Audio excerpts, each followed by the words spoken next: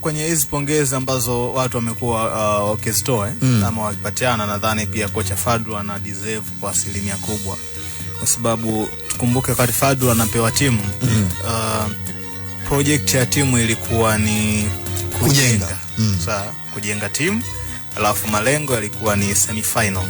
Yani pamoja na kwamba wanajenga timu, lakini hakuwa wanahitaji kufika semi-final. Hayo ndio yalikuwa malengo makubwa, lakini wameenda mpaka finali, na maana tayari wame-overachieve, wamepata zaidi ya kile ambacho walikiplan mara ya kwanza wakati msimu unaanza.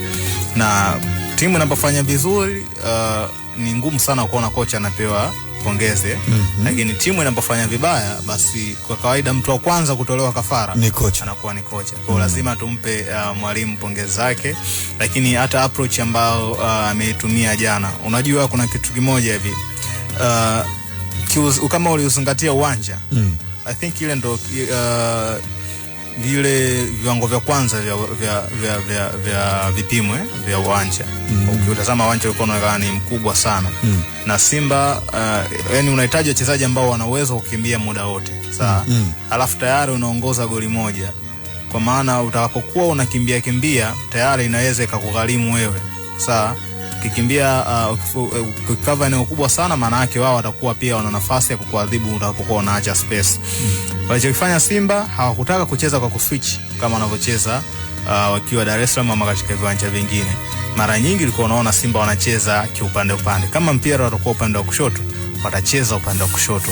Kama ilikuwa ni upande wa kulia, watacheza upande wa kulia. Ilikuwa ni ngumu kuona wanahamisha uwanja. That's why Stellenbosch wao ndo walikuwa wanatumia hivyo, kwamba tayari walifahamu Simba hawezi kumove upande mmoja kwenda upande mwingine kwa wakati mmoja, ambao wakiwa wana mpira wanaweza ghafla kubadilisha upande.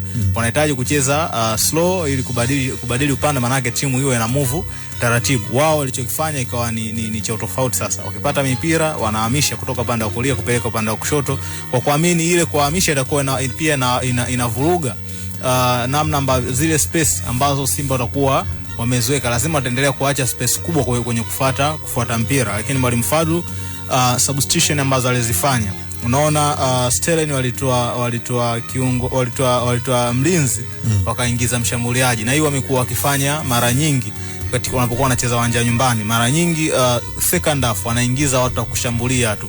Tayari katika picha namna ile wamesha kukimbiza muda mwingi, wamekuja wamekupress, wamekutafuta kwa muda mrefu, manake ile intensity yako unatarajia kwenye second half itapungua ya wewe kuweza kuhimili mashambulizi yao. Kwa hiyo ndio maana wanakuwa wanaongeza watu wa kushambulia, ndio kitu alichokifanya jana. Lakini mwalimu Fadlu, pongezi kwake, tayari ameona Stellenbosch wanahitaji kuhakikisha wanaendelea kuwachosha Simba, na yeye akaamua kufanya substitution kama